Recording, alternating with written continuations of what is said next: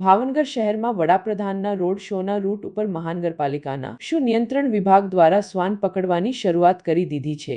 ભાવનગર શહેરમાં શ્વાનના ત્રાસને પગલે પ્રજાને રાહત નથી મળી, પરંતુ વડાપ્રધાન આવી રહ્યા હોય ત્યારે તેમના રોડ શોના રૂટમાં ક્યાંય શ્વાન અડચણરૂપ બને નહીં તે હેતુસર આસપાસના વિસ્તારના દરેક શ્વાનને ઝડપી લેવામાં આવી રહ્યા છે।